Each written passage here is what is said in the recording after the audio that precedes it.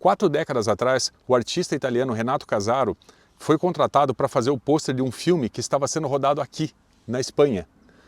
Esse filme era sobre um bárbaro, chamado Conan. E quando o Casaro chegou no set de filmagem, ele viu pela primeira vez esse fisiculturista, ele analisou o rosto do Schwarzenegger e ele falou, ele tem o rosto duro, que parece ser esculpido, é perfeito para o pôster. Nesse episódio, nós vamos falar dessa verdadeira enciclopédia que conta em detalhes como foi feito o filme Conan, o Bárbaro.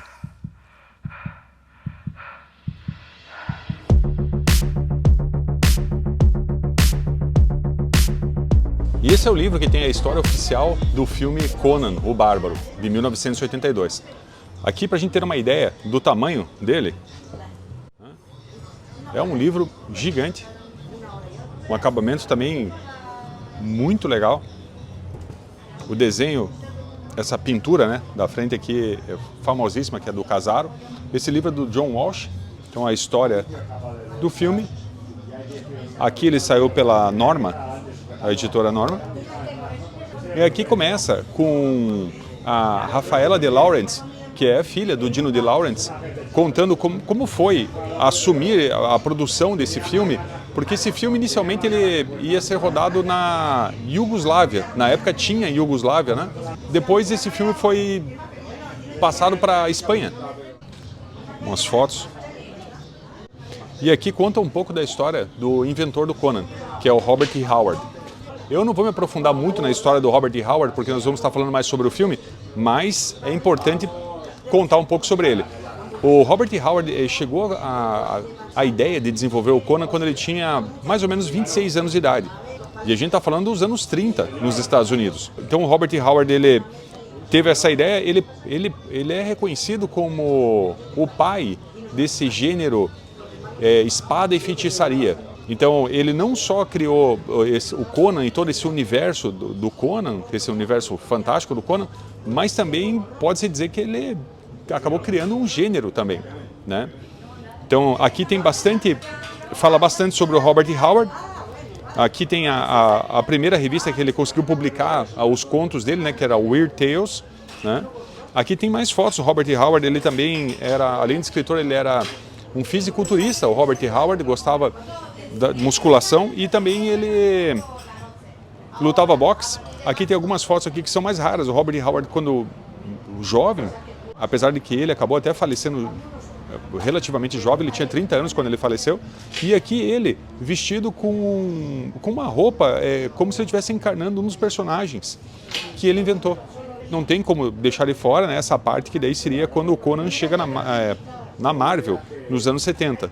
Aqui tem algumas artes do Barry Windsor Smith, que é quem desenha o Conan nessa chegada no início, né? E aqui a gente tem os livros aí do Conan com a arte do Frank Frazetta, que o Frazetta é conhecido por ser esse artista que vai dar essa cara pro Conan, né? Que é essa cara desse cara, o bárbaro, que que é brutal. Muito do que a gente conhece do personagem Conan tem as raízes nessas pinturas do Frank Frazetta. Então aqui tem algumas capas, olha só que legal isso daqui. Aqui tem um desenho, aqui tem uma pintura que eu reconheço do Frazetta, quase certeza que é do Frazetta. E aqui tem alguma coisa do Boris Vallejo, mais imagens do filme. Aqui o desenvolvimento do filme, né? Então aqui conta um pouco como foi levar esse filme para a tela prateada. E é uma história um pouco complicada essa daqui, mas aqui está muito bem contado. Os herdeiros do Robert E. Howard, né, que tinham os direitos do Conan, não gostariam que esse personagem fosse levado para o cinema de uma maneira, como está escrito aqui, descafeinada, que fosse uma maneira light, porque eles queriam, o que os herdeiros queriam que ele fosse levado da maneira que o Robert E. Howard imaginava, que era esse cara bárbaro, brutal. Portanto, isso vamos dizer assim, que é um filme que não seria para uma audiência juvenil. Então esse produtor, chamado Pressman, junto com o Oliver Stone, eles decidem levar esse filme lá para a tela prateada.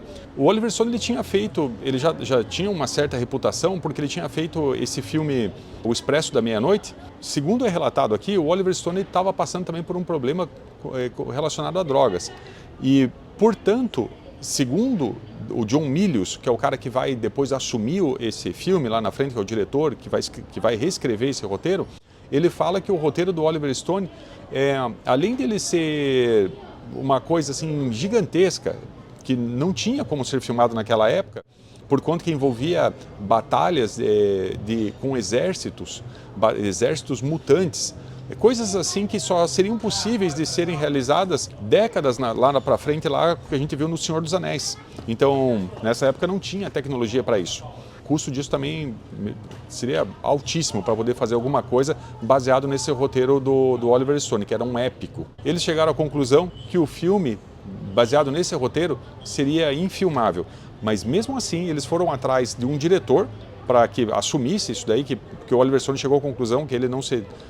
Aqui não está muito claro o motivo disso, mas que ele não seria o diretor desse filme, e eles foram atrás do Ridley Scott. Mas o Ridley Scott estava finalizando o Alien e estava já assim com tudo pronto para iniciar o Blade Runner. Portanto, ele declinou do Conan. O que faz a gente pensar, já pensou um filme do Conan, do Ridley Scott, do início dos anos 80? No mesmo dia que o Ridley Scott pegou e declinou do Conan, eles entraram em contato com o Dino De Laurentiis, porque eles tinham os direitos, né, para poder fazer esse filme. E eles acabaram comercializando esses direitos com o Dino De Laurentiis. Aqui eu pulei uma parte, um pouco antes de comercializar os direitos com o Dino De Laurentiis, eles entraram em contato com esse diretor conhecido, o Ralph Bakshi, porque na época o Ralph Bakshi tinha conseguido fazer uma adaptação do Senhor dos Anéis como animação. De novo, aquele problema de que não tinha como filmar aquilo naquela época. Então foi feito como animação. E eles chegaram à conclusão que aquele filme, do jeito baseado no roteiro original lá do Oliver Stone, ele iria custar pelo menos o dobro do filme Superman, do final dos anos 70.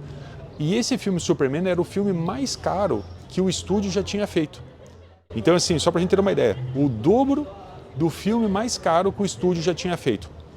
Não tinha como fazer. Ficou na mão lá do Dino De Laurentiis, da filha do Dino De Laurentiis, a Rafaela De Laurentiis, e eles foram atrás daí de um diretor. E o diretor que eles acabaram achando para poder fazer esse filme é o John Milius. Arnold Schwarzenegger, que era o ator que havia sido escolhido para isso desde o começo, antes mesmo do Dino De Laurentiis, pelo que diz aqui nessa enciclopédia, ele já tinha sido definido como um ator para fazer o Conan. E o Dino De Laurentiis, ele era um diretor italiano que já tinha feito vários filmes. Ele fazia esses filmes de Velho Oeste, Spaghetti, que é aqueles filmes italianos de Velho Oeste. E ele já tinha feito também King Kong, dos anos 70, que tinha tido um sucesso com esse filme.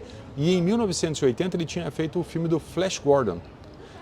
Inclusive, Casaro é o mesmo artista que fez o pôster do Flash Gordon. Então foi assim que o Dino De Laurentiis entrou para fazer o Conan. Ali tem o Dino De Laurentiis e o John Milius. Tem uma parte aqui que fala bastante até da arte do Frank Frazetta, que, como eu comentei, tem um peso grande nesse personagem. Páginas inteiras com a arte do Frazetta. No filme vai ter uma cena muito parecida com isso daqui. O Oliver Stone, ele tinha uma ideia para o Conan que é até uma coisa assim um pouco curiosa, porque ele fazia um paralelismo do Conan com o vocalista do The Doors, com o Jim Morrison. Ele via o Conan e de alguma maneira o Jim Morrison como se eles fossem os últimos homens livres da humanidade, que eles podiam fazer o que eles quisessem ou coisa desse tipo. Então ele via mais ou menos isso para esse personagem. Já o John Milius, ele tinha uma ideia muito diferente. O John Milius entendia que o Conan ele tinha algum tipo de uma ligação com com a espada, com o aço que era feito essa espada. Tanto que o começo do filme ele já começa com essa trilha sonora, né, que era pesada, e que tinha já no início lá o pai do Conan falando para ele como criança sobre essa coisa da espada, né? Então quem deu vamos dizer assim, essa conotação é o John Milius. Olha que legal isso aqui. Aqui tem umas anotações, né, do lado do roteiro. Aqui escrito Conan. Aqui o Conan como um escravo, né? Ah, aqui, ó. Aqui tem uma parte muito importante. O Conan lutando dentro desse fosso. E o fato é que o John Milius, após ele ter feito esse filme do Conan, ele acaba indo treinar com um brasileiro que luta jiu-jitsu, chamado Rorion Gracie.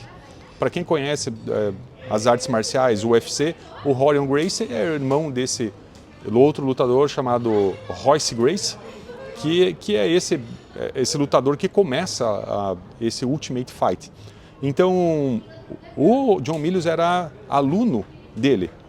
E junto com o Rorion Gracie e mais um, eles têm uma ideia sobre um torneio que envolve, na época era um torneio que envolveria pessoas de países diferentes, artes marciais diferentes, e o John Milius que aparece com essa ideia que originalmente era do filme do Conan, aonde não seria um ringue, e sim alguma coisa circular, ou um octógono, que depois foi como ficou conhecido.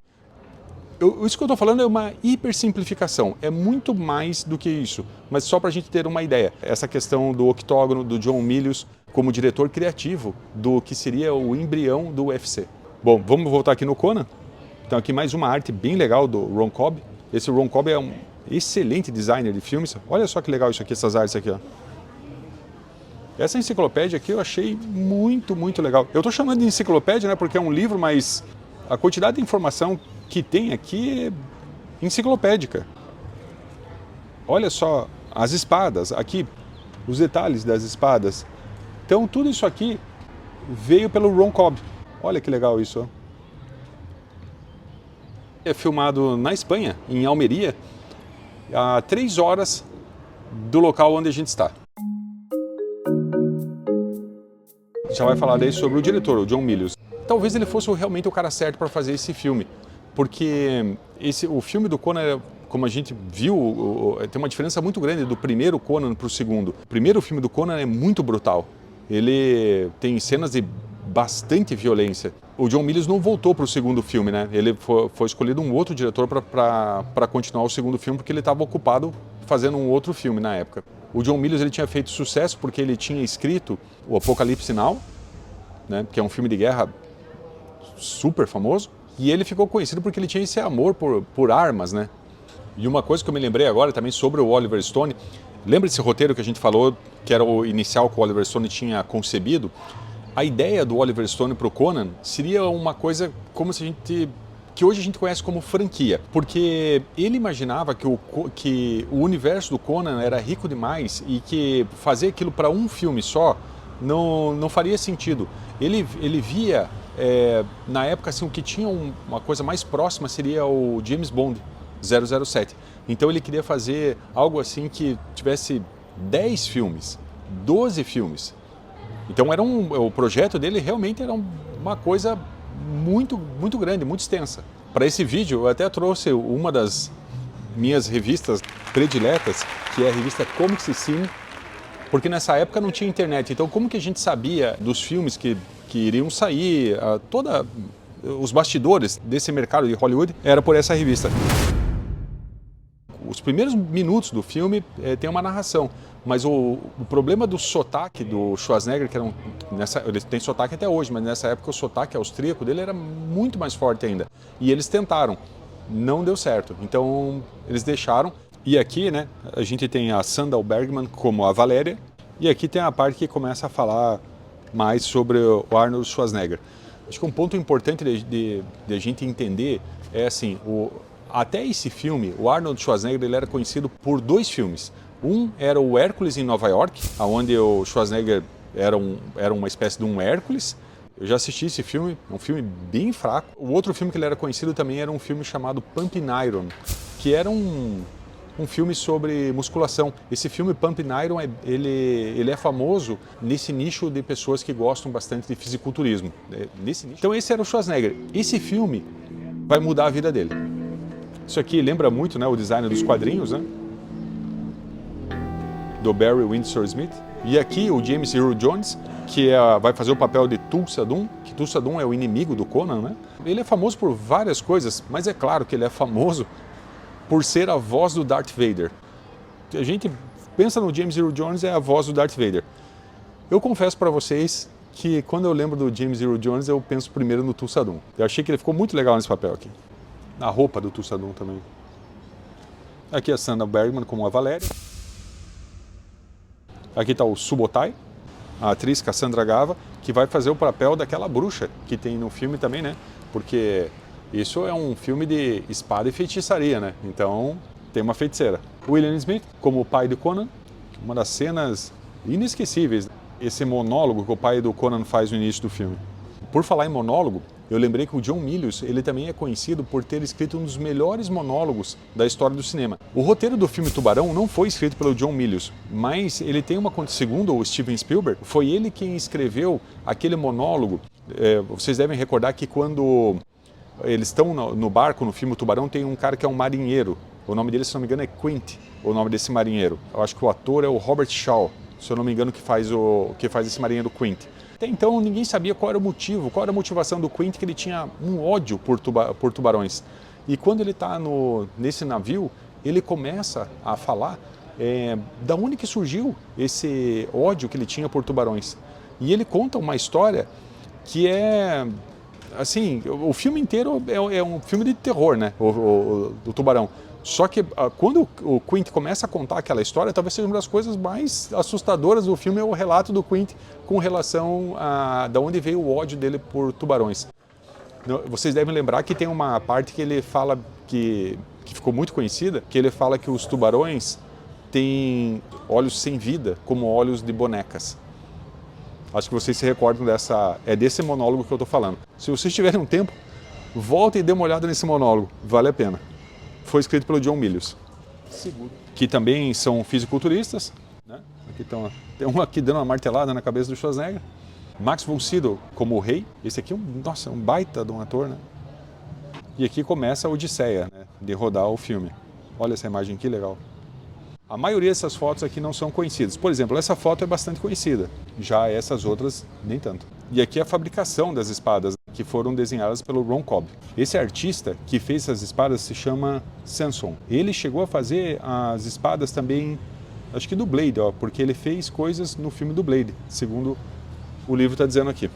Essa roda aqui, eu acho que o livro não está falando isso, mas eu posso falar de onde que essa ideia dessa roda surgiu. Ela surgiu de um filme muito antigo, filme italiano. O nome do filme é Cabiria, onde tem esse personagem que é o Maciste, que ele empurra essa roda. O Maciste é uma espécie de um Hércules italiano, um cara super forte. O Maciste é quase um super-herói, porque ele parece ter super força. E ele empurra uma roda muito parecida com essa daqui. Aquela cena da serpente, né? Tem uma serpente gigante. Nessa época era animatrônica, né? Essa serpente não era digital, né? Porque a gente está longe ainda do mundo digital. Aqui, ó, a serpente. A parte aqui que mostra a transformação do Tulsa Doom. Isso aqui foi muito legal para a época. O Templo de Sete, que foi construído numa montanha em Almeria. E eles colocaram o Schwarzenegger. Aqui tem um banco de bicicleta, onde ele está sentado ali em cima do banco ali para que ele não se canse de ficar nessa posição. Tinha um abutre ali que estava vivo e tinha um outro que estava empalhado. E esse que estava empalhado que eles colocaram para o Schwarzenegger onde ele tinha que morder esse abutre. A ressurreição do Conan. Eu gostei bastante na época. A batalha final. Aqui a morte de Tulsa Doom. E aqui tem uma coisa muito, muito legal mesmo. Esse artista é o Emílio Ruiz. E essa cidade que você vê no topo dessas montanhas aqui não existe. Então, nessa época, o Emílio Ruiz, que é um artista espanhol aqui de Madrid, ele já havia sido contratado para vários filmes, até do Stanley Kubrick. Ele trabalhou no Spartacus, ele trabalhou em vários filmes, até do rei Harryhausen, Simba. Ele fazia uma pintura hiperrealista, e aquilo era colocado em perspectiva, e era filmado de uma maneira que parecia que existia uma cidade mesmo, em cima de uma montanha. Era assim que ele fazia. Então, é um especialista em maquetes. A Rafaela de Laurents, ela diz que uma das vantagens deles terem mudado da Iugoslávia para a Espanha foi ter encontrado artistas como esse, porque eles foram fundamentais em tirar esse mundo fantástico do Conan do papel. Esse é um artista legal que um dia eu pretendo fazer um vídeo sobre esse cara aqui, porque ele tem muita coisa, não tem o destaque merecido. Eu acho que um dos últimos filmes que ele trabalhou antes de falecer, se eu não me engano, é O Labirinto do Fauno. Ó, a serpente aqui, ó. Ali a fabricação da serpente, né? Aqui que eu comentei. Olha ele mordendo o abutre aqui, ó. Monstros que ficaram de fora, efeitos óticos, a pós-produção, a música, né? Do Basil Poledouris, que essa música também assim foi fantástica para a época, né? Porque quando você vê aquela intro era só uma não dava para entender direito se era o que era aquilo, parecia uma ópera, mas tinha uma batida, um tambor tum tum tum e ela era grandiosa, né? E daí já começava aquela narração. Conan. Aqui, ó, a música Basil Poledouris. Aqui a gente tem mais artes do Casaro, tem, acho que, essa aqui é do Casaro, eu sei, essa aqui é do Casaro, essa aqui é do Casaro. Vamos ver o que mais que tem aqui. Essa aqui é do Frazetta, essa é de um artista japonês, provavelmente é o pôster do Japão. Aqui é uma arte do Ron Cobb, aqui nós temos uma arte do Boris Vallejo. A arte do Boris Vallejo, ela é super limpa, né? É uma arte bem nítida. Aqui a gente tem algumas fotos também do filme chegando no cinema. E daí depois tem na pós-produção tem o legado do Conan. E eu gostei muito de fazer o review desse livro aqui. Considero ele imperdível para quem é fã desse personagem.